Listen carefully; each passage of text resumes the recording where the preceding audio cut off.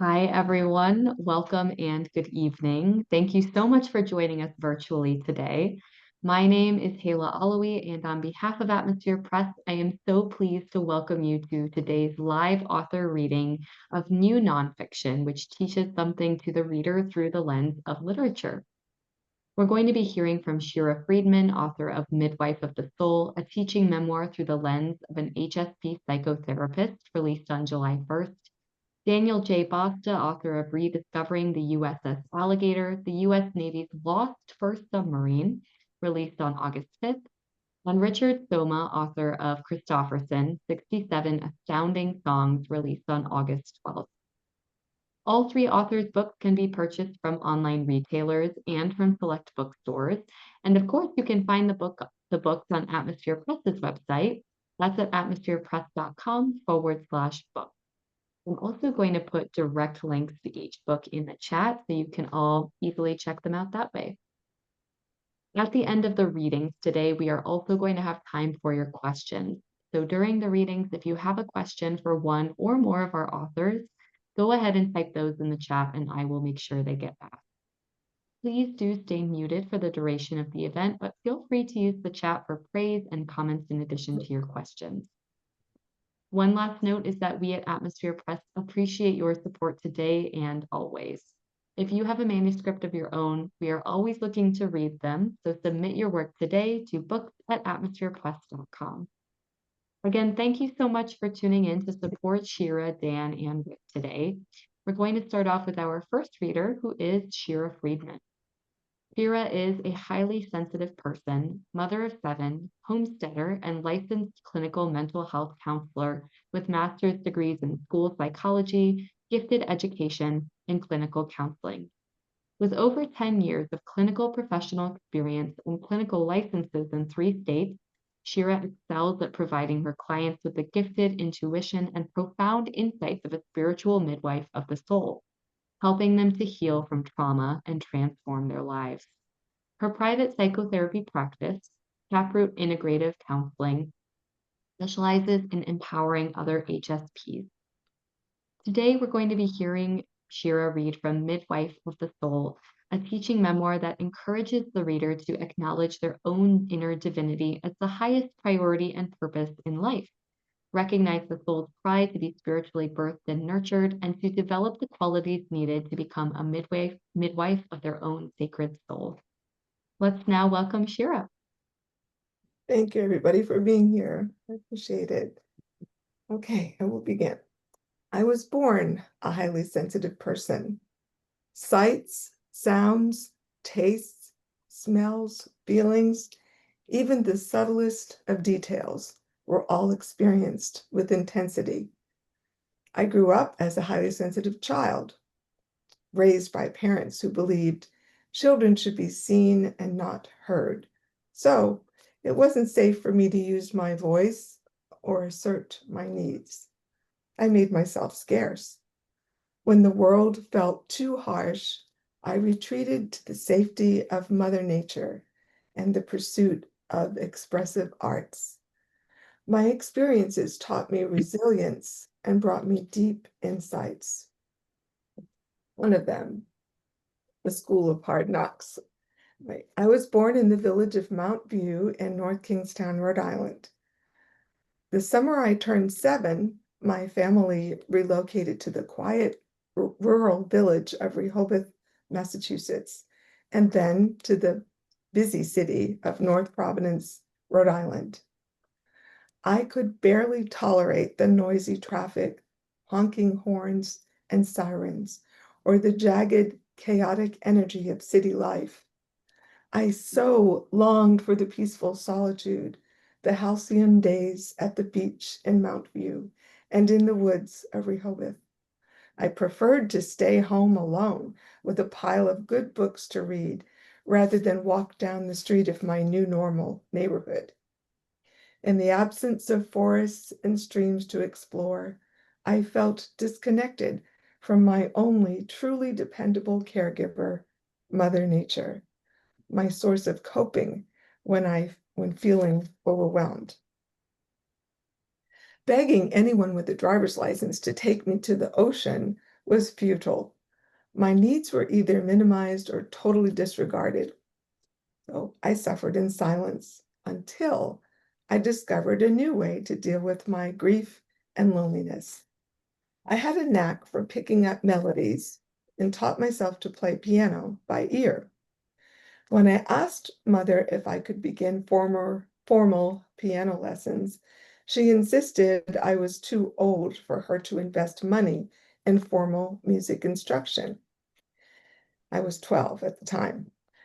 It just so happened that Luca Music Studio was located on Mineral Spring Avenue, directly across the street from my new residence. Mr. and Mrs. Luca were in need of a reliable babysitter for their two preschool boys.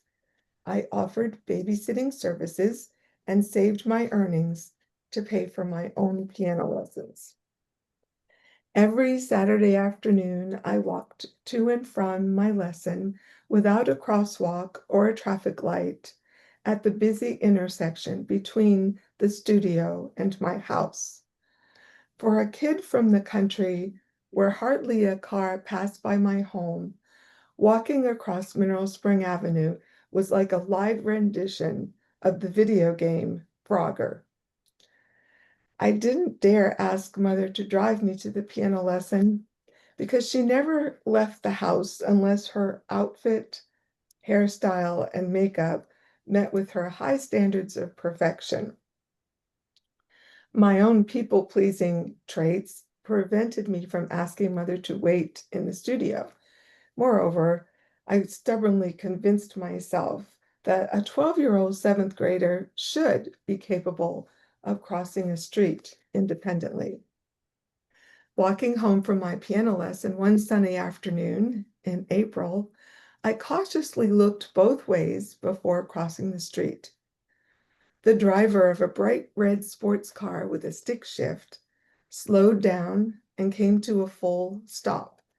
He motioned for me to come across the street, and I complied. Before my feet touched the sidewalk, the young driver accidentally popped his clutch out of gear, causing the car to lurch forward. The car struck my right hip and hurled me several feet in the air. A sudden presence of mind nudged me to protect myself by covering my face with my hands to buffer my fall. Time stood still. My body went limp, surrendered to the force of gravity, and I face planted onto the concrete sidewalk. Lying in a pool of blood from my mouth and nose, with a single tooth dangling from my bloody gums, I drifted in and out of consciousness, yet my thoughts screamed, "I'm sorry to be such a bother, but Mommy, where were you when I needed you?" The last thing I remember is the blaring siren as the ambulance transported me to Rhode Island Hospital. Then everything went completely dark. 24 hours later, I recovered consciousness upon awakening from emergency surgery. I had suffered a concussion, a fractured pelvis, fractured jaw, broken nose, and 5 missing upper front teeth. The first time I caught a glimpse of my face in a mirror, I was horrified. I spontaneously burst into tears, despite facial injuries that made the act of crying excruciatingly painful. I couldn't speak or eat solid food with my jaw wired shut. I grew thin after sipping only liquids during my 2-week hospital stay. But the worst part of my recovery was the loss of my smiling teeth. As an HS highly sensitive child with low self-esteem, this was the most vulnerable time in my life as a self-conscious preteen girl. The final semester of 7th grade was almost over before I was able to attend school again. On my first day back, my teacher announced, "We're having a spelling bee." I held my breath, knowing this meant standing in front of the classroom and facing my classmates without teeth. This was all it took for my hypersensitive nervous system to shift into overdrive. With the loss of 5 upper front teeth, I could barely lisp. I was physically incapable of clearly pronouncing the individual letters of my assigned word, superfluous. With my body trembling and my voice shaking, I asked my teacher if I could please print my assigned word on the chalkboard. My request was denied. I was furious with my teacher's lack of compassion and also angry with myself for not anticipating the need to ask Mother to write a note exempting me from oral presentations until a proper dental prosthetic could be fabricated. When it was my turn to spell out loud, I experienced a level of humiliation so visceral, I started stuttering. Hot tears of shame and anger burned my eyes and flowed silently down my cheeks. For most of my life, I was deeply unaware of how my trait of high sensitivity would impact every facet of my entire life, my health, relationships, education, and career. Embracing my sensitivity and intuition awakened a prophetic dream that revealed my vocational calling to become a midwife. My West Texas midwife dream in 1976.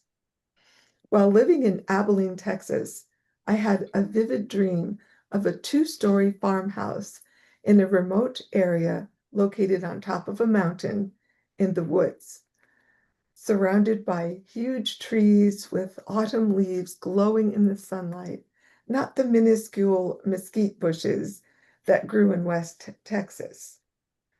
Pregnant women were knocking at my door, asking if I could help them deliver their babies safely at home. When I asked why they didn't want to give birth in a hospital, the women said they didn't want their newborns to be chipped at birth. I awoke with a strong sense that this dream carried a prophetic message. But in 1976, I had no clue what it meant to be chipped. The dream stayed with me for decades, and I took seriously my vocational calling to become a midwife. On my journey toward becoming a certified nurse midwife, I first trained as a certified nursing assistant, then a licensed practical nurse, became a birth and postpartum doula, and a breastfeeding peer support specialist, then a licensed massage and bodywork therapist, and a Reiki master, all in pursuit of offering the most compassionate and holistic care I could to women in labor. But life had other plans for me. Although I wasn't able to obtain my credential as a certified nurse midwife, I understood that midwifery is not limited to women giving birth. It's a calling to support the birthing of the soul itself. Every human, regardless of gender or circumstance, labors to bring something sacred into being. Becoming a highly sensitive psychotherapist gave me the opportunity to integrate what I had learned about true midwifery in the energetic sense. My private practice as a spiritual midwife of the soul allows me to support the soul's divinity, facilitate its sacred birthing, and, most importantly, pay attention to those moments of awakening, transformation, and becoming. Thank you so much, Shira. I think I can speak for everyone here in saying that was really such an evocative, and I could really so clearly picture that scene that you were reading for us today. So I think that was a fantastic introduction to the book. Thank you. Thank you. Thank you. Thank you, everyone, for listening. Reading next is Daniel J. Basta. Daniel was the director of the Office of National Marine Sanctuaries in the National Oceanic and Atmospheric Administration within the U.S. Department of Commerce from 1999 to 2016, when he retired after 37 years of government service. He is well known as an explorer, adventurer, and master diver who has traveled the world. Since retirement, he has become a writer and author, spinning the tales of his adventures, sometimes to the wildest of places and the colorful people he finds there. This is his fourth book, and the book in question is Rediscovering the USS Alligator, which recounts the unlikely story of the USS Alligator, a secret weapon of the American Civil War. And the efforts to resurrect its legacy in United States naval history is also recounted in this book. The story is both a cautionary tale and a call to action, capturing the enduring allure of the USS Alligator, a lost icon of US naval history that still waits to be discovered on the ocean floor. Dan, take it away. Thanks. You did pretty good. That you described a lot of what I was going to initially say. However, I just want to say a couple of words that this is a true story. It's the actual backstory to a number of events, including going to sea and high technology and lots of foul-ups and things that go wrong, but it's essentially about people. Uh, the Discovery Channel made a film about this expedition and showed on their channel. It's called The Hunt for the Alligator. And I questioned myself whether I should even write this book. I never intended to. But my naval colleague in this adventure spoke with me one day and said, well, you ought to write about this backstory because nobody knows how it really happened, who did what, and what occurred, and some of the marvelous lessons that we learned. So I actually wrote the book. I think to get a sense of what the alligator was is important. If you've ever read Jules Verne's in 20,000 Leagues Under the Sea, his submarine, the Nautilus, is essentially the alligator. And there's some evidence that he actually based it on this submarine designed by this eccentric and probably genius Frenchman, Brutus Villeroy. We accidentally ran into the story and the rest became history. I'm going to read a short piece of this from chapter 5, which is called Paris, a City of Light, because this 4 or 5 pages sort of reveals how crazy this was and how serendipity intervened and untold discoveries occurred. So I'll read that chapter now. If you haven't read Jules Verne's, I suggest you read Jules Verne's. I do talk about him and their relationship in the book as well. So about 4 pages from chapter 5. Paris is a city of light. With no further U.S. alligator leads to follow, Rear Admiral Cohen and I mulled over what to do next. There was nothing we nor others could think of aside following Brutus de Villeroy and his trail back to his native country of France. Rear Admiral Cohen contacted the naval attaché at the embassy in Paris and asked if their staff could look into de Villeroy. Naval officers are not typically trained in the skills of a historian. They also face the challenges of doing research in France. It was quite a reach to think they could come up with much. It wasn't as though Brutus de Villeroy was a household name. Nevertheless, Paris would become a city of light for us, piercing the darkness surrounding de Villeroy and his mysterious submarine. Fortunately, a year before or so, I had recruited a NOAA scientist, Catherine Marzan, to join my office. Catherine spoke fluent French. She was working on a doctorate and seemed to be interested in everything and had a knack for asking penetrating questions. I had considered her a jack of all trades, like a baseball utility infielder. She could fill in wherever she was needed. Her cubicle had been close to those of Bruce Terrell, our senior historian and an original member of Team Alligator, and Mike Overfield, a marine archaeologist historian who was pushing to get involved in the Alligator project. I think Catherine had been living vicariously through Bruce and Mike, listening to the projects and schemes they debated over on most days. Catherine had heard about the Alligator from Bruce and Mike and from a former naval officer, Michiko Martin, a lieutenant commander who had joined me at NOAA. There was no question that the mysterious submarine fascinated Catherine. As de Villeroy, she thought he was a Frenchman, and that was interesting to her. She made sure that I knew she would help out in any way she could, but until that May, she had been on the periphery. But all that was about to change dramatically, placing her dead center in the search for the Alligator. Catherine periodically traveled to France to visit her mother, and we usually discussed these visits as I had to approve her leave. But I was also interested in her travels and her family. Catherine came from an illustrious French naval family. Sometime in April, I once again had approved her leave to visit her mother. As serendipity would have it, this coincided with Rear Admiral Cohen's decision and my decision to follow de Villeroy and his trail to France. The naval attaché at the embassy in Paris made some preliminary inquiries but found nothing. Opportunity was knocking for Catherine, and she was about to be in the right place at the right time.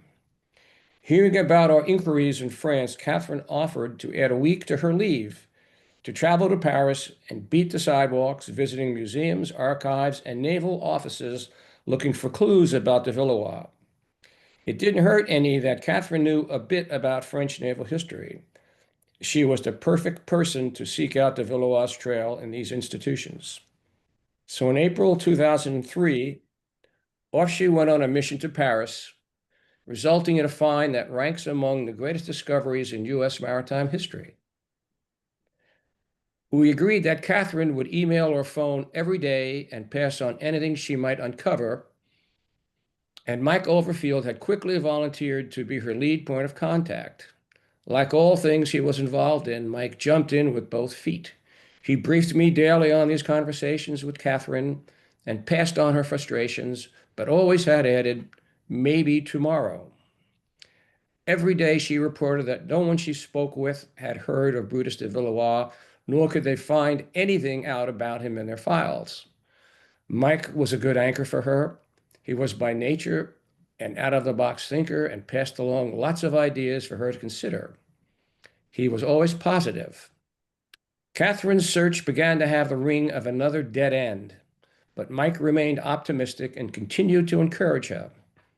The last place Catherine visited before leaving Paris was the Service Historique de la Marine in Vincennes, outside of Paris. The people there hadn't heard of Brutus de Villeroy, but said they would look further into their archives. Catherine was scheduled to return home the next day without having heard even a whisper of de Villeroy. I am sure she believed that her efforts had been in vain. Then on the morning of her last day, the Service Historique de la Marine called her. They had found a box with de Villeroy's name scribbled on the side and asked, would she like to come and see it? She immediately returned to Vincennes to examine the box. The Service Historique de la Marine is a French naval archive housing all the French Navy's historic correspondence and documents related to shipbuilding and construction. When Catherine arrived, the naval historian, André Duplat, took her to a room where sitting on a table was a white box with de Villeroy's handwritten name on the side. The box had been stored in the archives, unopened for more than a century. Prior to Catherine's inquiries, no one at the service even knew it was there. Like the USS Alligator, this box had been lost, at least for now. Donning white gloves, Catherine examined the contents of the box. apparently every piece of correspondence between de Villeroy and someone in the French Admiralty had been placed and stored in this box. Of course, everything was written in French, and Catherine was exactly the right person to sift through the stack of fascinating personal and official documents. She concluded, judging by the nature of the correspondence, that Brutus de Villeroy was as irascible with the French Navy as he had been with the U.S. Navy. After all, he had declared himself a genius. The documents revealed de Villeroy had consistently pushed hard to convince the French Navy to build submarines, and they had always rejected him. Perhaps these failures were among the reasons we found him experimenting with one in Philadelphia in 1860.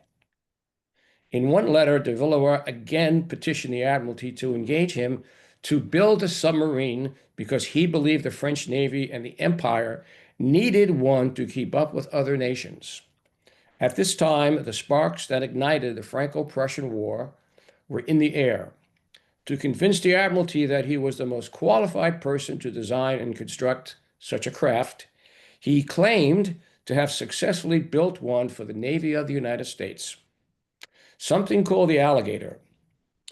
The USS Alligator, however, was a top secret weapon. Not only was the Alligator unknown to the French, but who could possibly even validate his claim?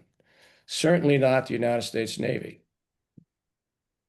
Brutus de Villeroy must have anticipated something like this because he had kept a set of plans in violation of his agreement signed with the United States Navy when he had walked off the unfinished job in Philadelphia in 1862. In his final written exhortation to the French Admiralty, explaining why he was so qualified, he included in this document the plans he had kept for the submarine he built for the United States Navy.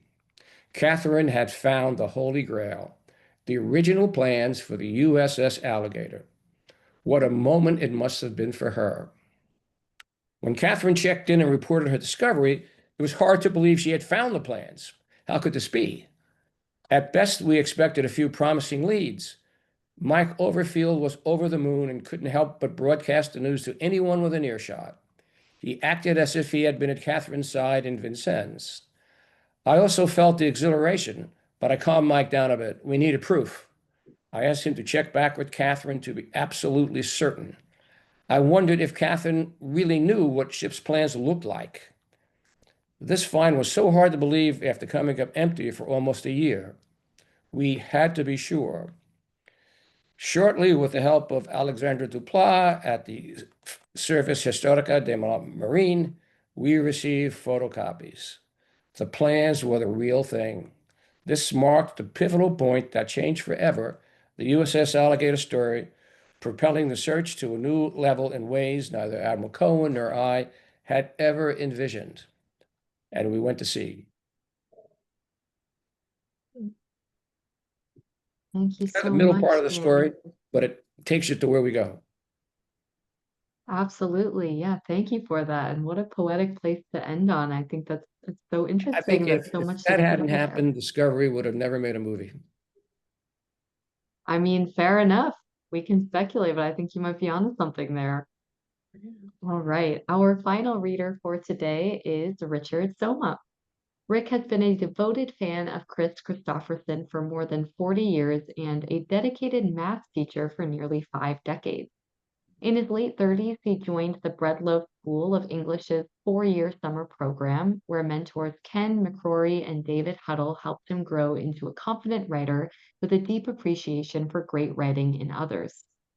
That path led him back to Kristofferson, whose music, humor, and unmistakable style of wordplay continue to inspire him.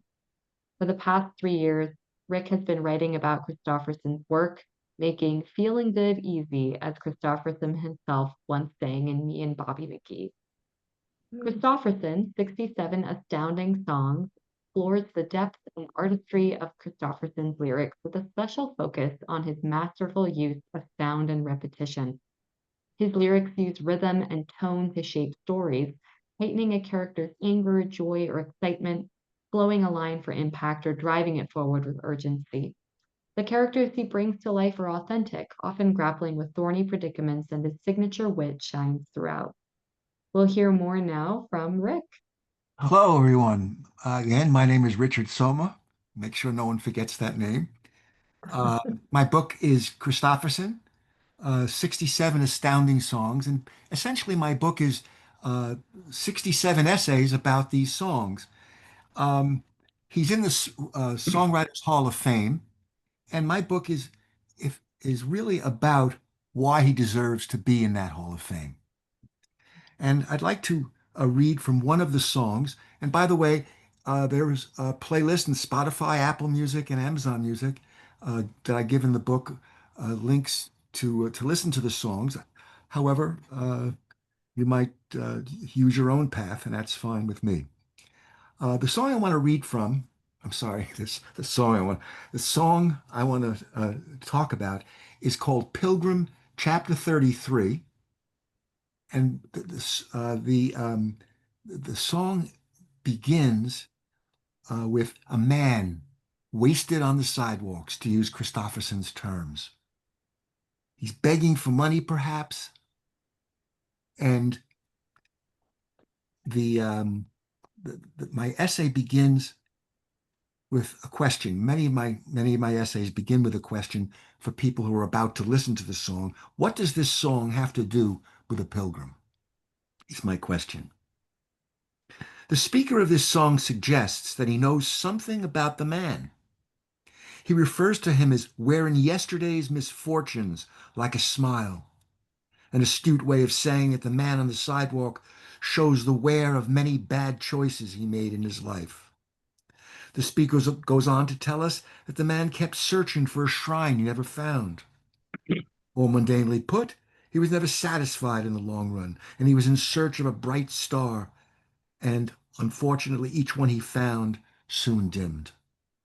This colorful language elevates this encounter into a memorable moment that bestows dignity on the man on the sidewalk.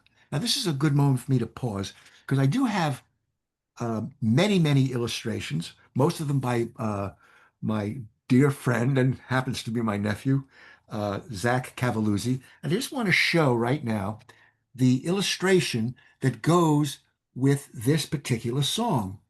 Now, you know that, first of all, it's very stunning. However, it differs from what I just said. Do you notice I said that the language that Kristofferson uses bestows dignity? Well, this doesn't seem to have a man worthy of dignity. It seems like he has some kind of nefarious um, role to play here in this begging thing. And however, one of the things in my book, I want people to not necessarily take what I have to say about the song as gospel. They have their own opinions. I just try to get people started in thinking. And here's a good example.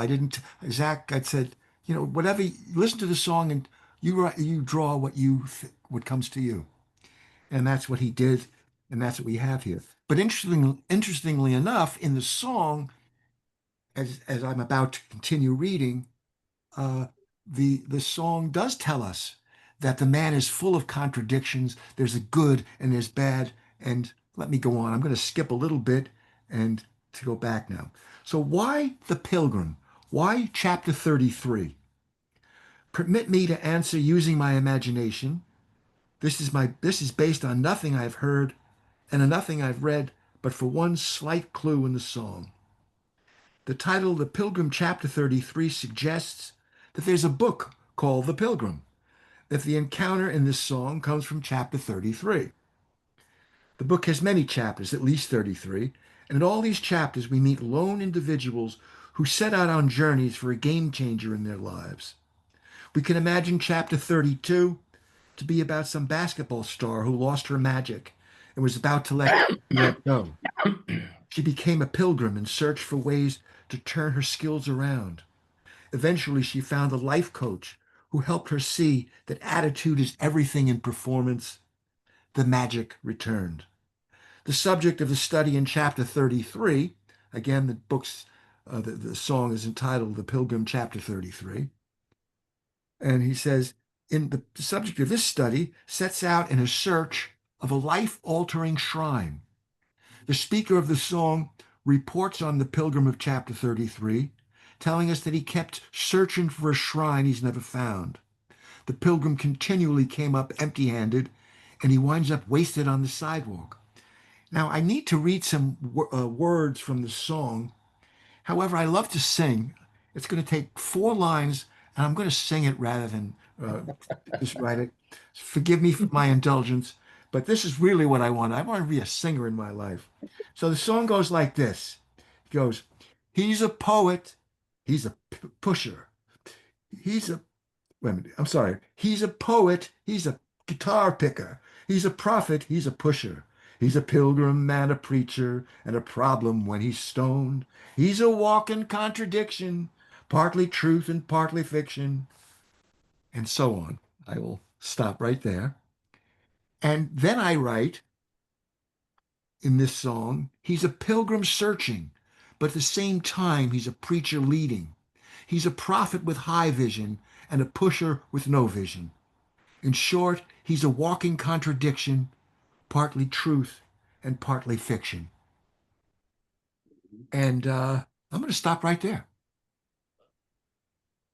All right. Thank you so much, Rick. I'm so glad that you did sing. I think that was a great addition to be able to hear. And so thank you for that. Yeah. At If this anybody wants time, to sing the whole song, and if you want to, because I know it's going to be a recording, but I think I won't. I think I will. I think I'll stop right there. well, we'll have that Spotify playlist too to refer back to. But at this time, we have time for our audience Q&A. So if anyone has a question for one or more of our authors, go ahead and type those in the chat and I will make sure they get asked. This first question is for all 3 authors. Because these are all 3 nonfiction books, what kind of research did you have to do to put them together? I'm thinking we could go in reading order. So Shira, do you want to start us off with this one?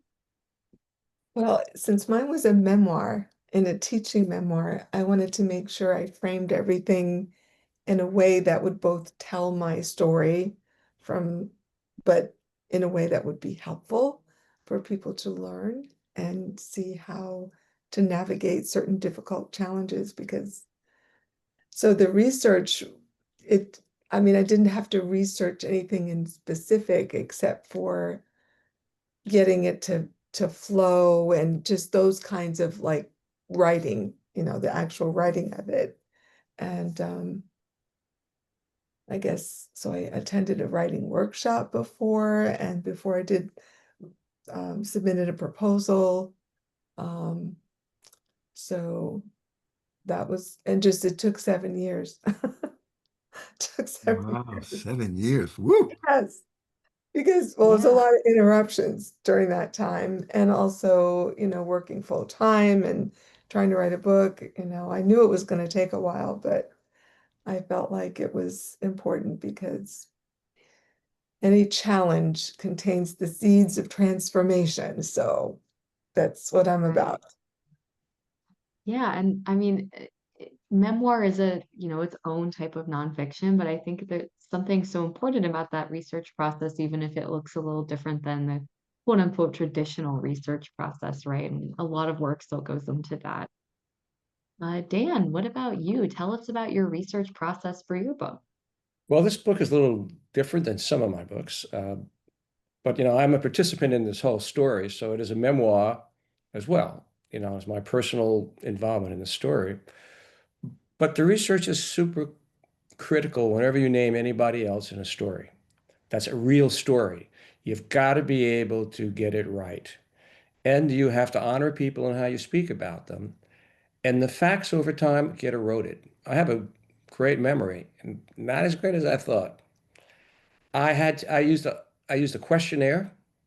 So I developed a questionnaire survey for the participants that took the journey with me. And I asked them sets of questions and things in that survey so I could have them reveal to me certain things. I used the film. I had to go back and find the film. I couldn't even find my copy. I had to go online and get the film that Discovery made. And I relearned things I had forgotten. There was one individual who had told me, "Oh, yeah, I was on the first mission." I go, "No, you weren't." He goes, "Oh, yeah, I was." I, He's telling me you're on the first mission. How could that be? I go back and look at the film. There he is. And he's in a kind of moderately leading role. So do the research, take the time. Because if it is, even if your own memoir and other people or items are involved, you've got to get it right. You got to get the details of the story right. Take your time. It's the longest part of the writing process. It's the research. And rewriting A lot of rewriting, a lot of that. at least 6 times typically. Yeah. Just saying. Still not right. All right. So I also want to touch on Rick's answer too. What was your research process like for this Well, book? The word research sometimes for certain aspects of this book might not be appropriate, because what I wanted my book to be mostly about is my reaction to the lyrics of these songs. I would listen to the songs, and then I tried to analyze, I tried to look at the artistry of this great songwriter. And so I kept reading and rereading and singing it along and getting a feel for the song. So a lot of my work was just using my skills. I was a math teacher for 48 years, and during that time, I also got a master's degree in English at the Breadloaf School of English, and I wanted to use that. I never really used that in any depth, so this was my opportunity to use that master's.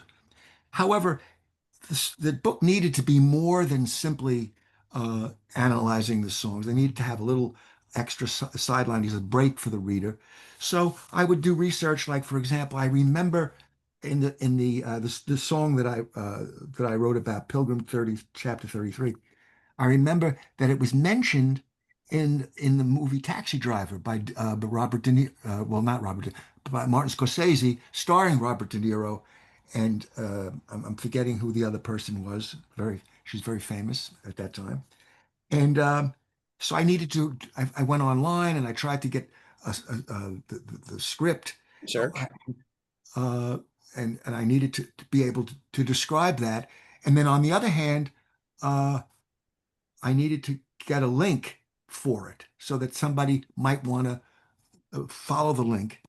And by the way, in all the links that are in my book are also on my website. You can just go to the link page, and you can just tap on the link.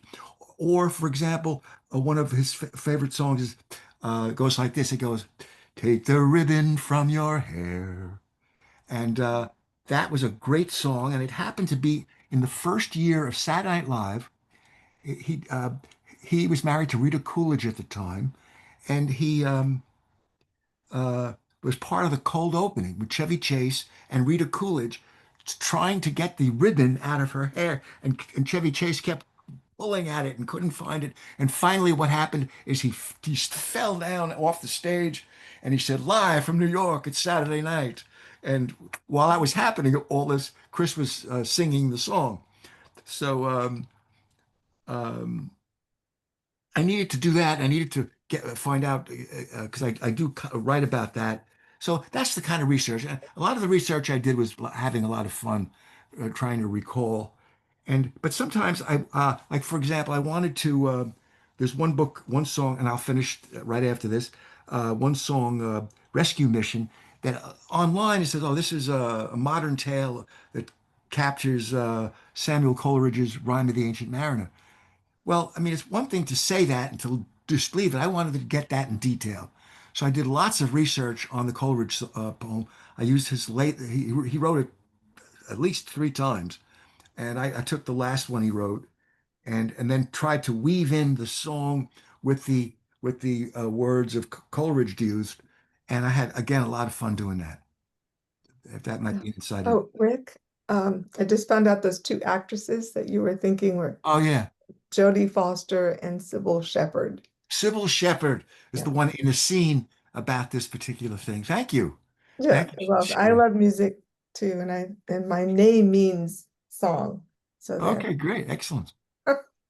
So I take you back. Right. Halo. Yeah, I mean, just like I was saying with Shira too, everyone's research process can look a little bit different, maybe a bit non-traditional. So that's really fascinating to hear about. Thank you. We've got another question for all three authors. How did you each come to choose this particular publisher? Obviously, the publisher in question being Atmosphere Press.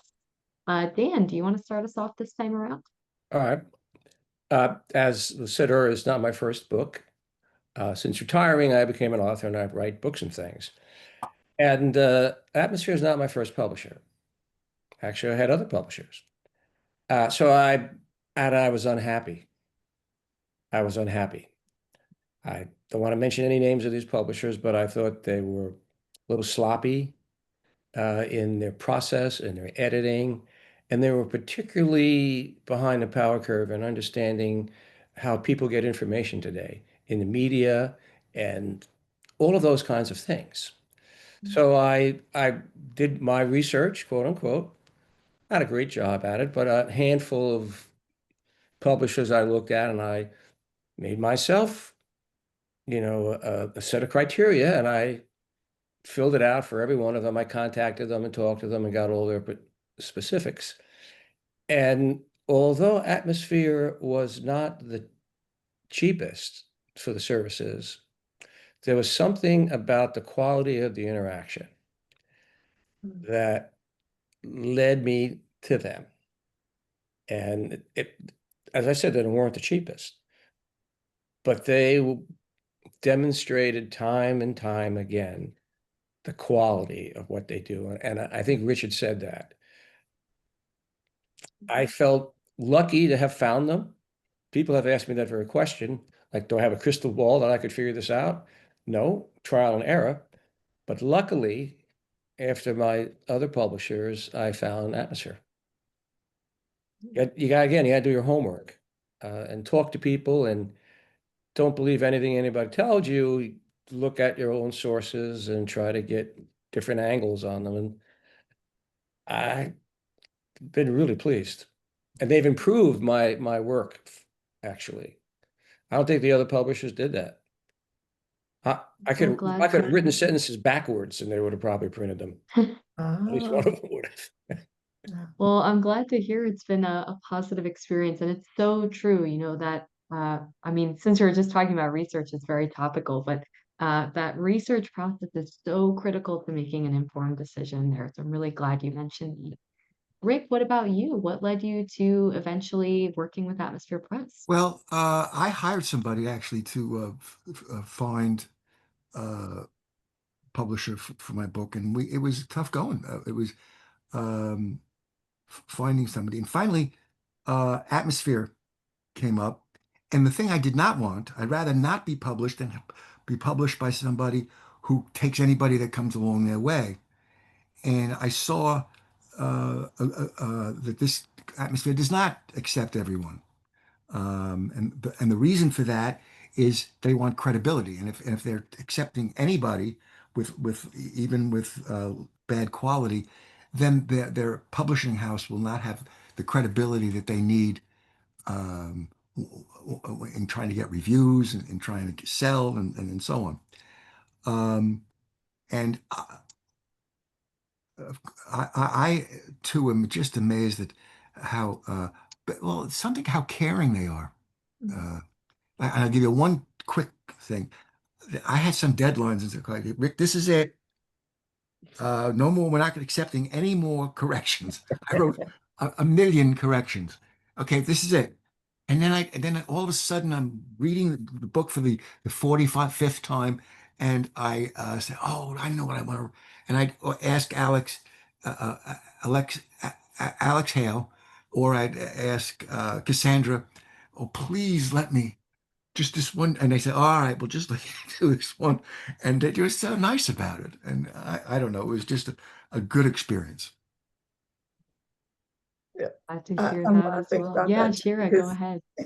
because y'all were so patient all of the whole way process. Like, just I had probably, I don't know, hundreds of corrections, and I think I'd had it, and then, oh nope, I found something, nope, and it would just keep going back and forth. And but they're just, and it's so tedious at that last phase, and then you go over the time where they've started the formatting, and then you don't get a do-over with that, so you have to live with it. But it just, and I would just say the patience, the kindness, the genuine care about the author. Memoir isn't an easy thing to get published. A lot of people don't, publishing outlets don't want that. I tried Hay House. They said no. So, I was disappointed, but I was so grateful to find Atmosphere. And I have to say a shout out to Hala, because I was really just, I mean, I didn't know the relationships were going to extend after the things were all submitted and ready to go to press, and just getting that extra one-on-one with Hala in person in Ann Arbor, Michigan. And I was lucky to be able to go because my daughter also lives there. So it was not a big, event that I could have gone anyway just to see Hala. I would have liked that, but I got two outcomes. But I just want to say thank you so much, Hala, for that. Absolutely. It's my pleasure. I love connecting with the authors, and I'm so happy to hear all three of you have had such positive experiences. I can't spend too long just talking about the press, though, so I want to make sure we get to all the questions for the authors as well. This next question is for Rick. Could you please show us the illustration you held up again? And also, would you like the readers of your book to ideally listen to the playlist along with the reading at the same time? Okay, let me do that first. Let me show again. Uh, this can everybody see it? Can you see it? Got to bring it up Bit higher, higher, higher, higher, higher. higher. Oh, Oh, There there we you go. go. There we okay. Like go. that? Yeah, that's Yes. good. Yes. Okay, I'll come in more, and you can Higher. see Yeah. him wasted on the sidewalk using the terms. And Zach Cavalluzzi is his name. And okay, so now what was the question now? What was the Yes. So the other question would you like the reader to ideally listen to Oh, the playlist along with the reading? I think it's important to listen to the songs because uh you really need to have your own opinions and your own conclusions. And if you just read what I have to say, you might have a predisposition to accept what I've written.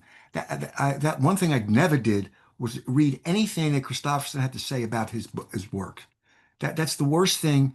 I mean, it's not bad for him to say what was on his mind when he wrote, but the backstories, the songs, and what he thinks the songs mean nothing. I can't.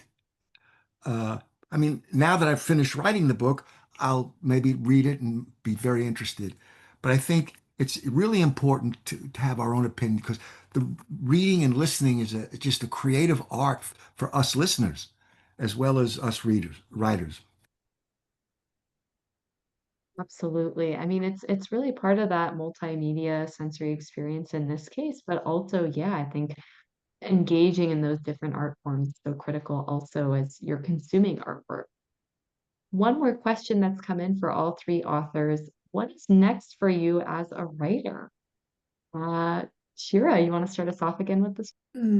Well, if I had to follow with the theme, the next one I would write is Midwife of the Soil, not the soul.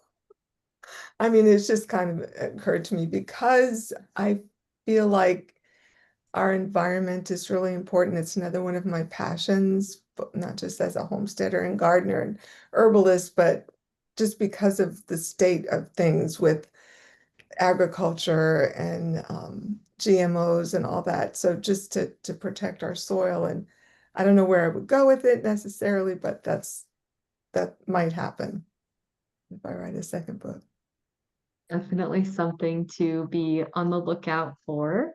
Yeah, And just Rick, what about you? What's next for you as a writer? Um, well, this is the thought that I have right now. Marjorie Hope Nicholson wrote several books about poetry uh, as it related to science and math. Now, as I mentioned earlier, I have a master's in English and a master's in math, and uh, writing a book about her literary criticisms on poems about science and math is something that would be right down my alley. I've been always interested in reading her book. She wrote one song. One book she wrote was Newton Demands the Muse. Science and the Imagination was another uh, great book that she wrote, and I'd like to again reread them. They're all out of print, but I do have some of them, and I have to get the rest. And then I'm gonna read them and then see what I could do with it. That's a thought I had. Another great project to be on the lookout for. And Dan, closing us out, what's next from you? Well, I have another book coming out from Atmosphere on the 4th of November. It's Ah, called Searching for Ghosts in the South Pacific. Ella knows about this one. And it's kind of it's a memoir of about a decade of adventure experiences in the Solomon Islands, Papua New Guinea, and the Philippines. And I love this book. I mean, it might be, this latest book coming out, but the first thing I ever wrote was the first story in that book years ago. And I've been working on, I don't know, 7 years, but a long time. And it's very personal. So it's coming out November 4th and November 8th. We're having a rollout here in Washington, a little thing on this book. But that's yesterday's news, okay? These books take so long to get done that's what now is the real question. And that's not what now. It's coming out now, but I have another book that I've finished in manuscript form. I'm ready to send to Atmosphere, but I'm holding back because I know when I do, I'm going to have more work to do. You guys know what I mean. But it's my first attempt at fiction, and it's a murder mystery novel. It's called Behind the Garage Door: Murder, High Crimes, and a Love Story. And was really fascinating to write something like that. The guy never did. I don't read that stuff typically, but a totally different process and experience. And I'll probably give it to Atmosphere maybe December, January when I've got more time, because I know what's going to happen. I'm going to have stuff to do, but they're going to improve it and they're going to point out stuff that I just can't see because I wrote it. So I'm still in the writing business, and I'm completing a pretty long short story right now as well. So I'm bitten by the bug to try and express myself, and you got to find things to do that with. And typically you do that with things you know about. It's hard to do it with things you don't know about.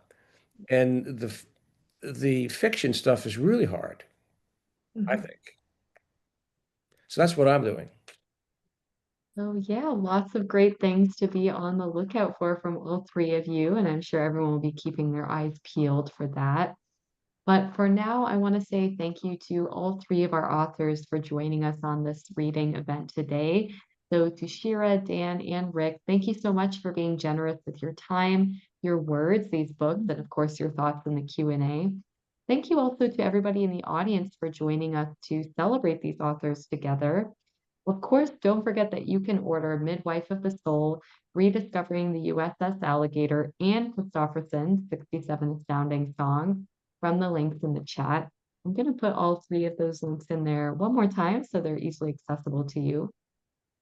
Please also consider checking out atmospherepress.com to browse our new and forthcoming releases, sign up for our email newsletter, or submit a book manuscript of your own. You can submit your work to books@atmospherepress.com and just let us know that you attended today's event.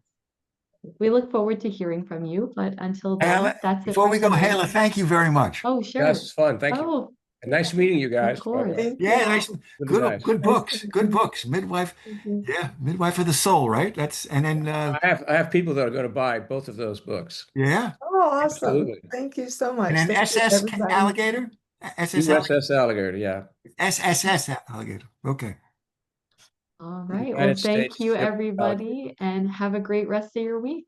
Okay. Okay, thank you. Bye. Cheers. Bye, everyone. Thank you so much.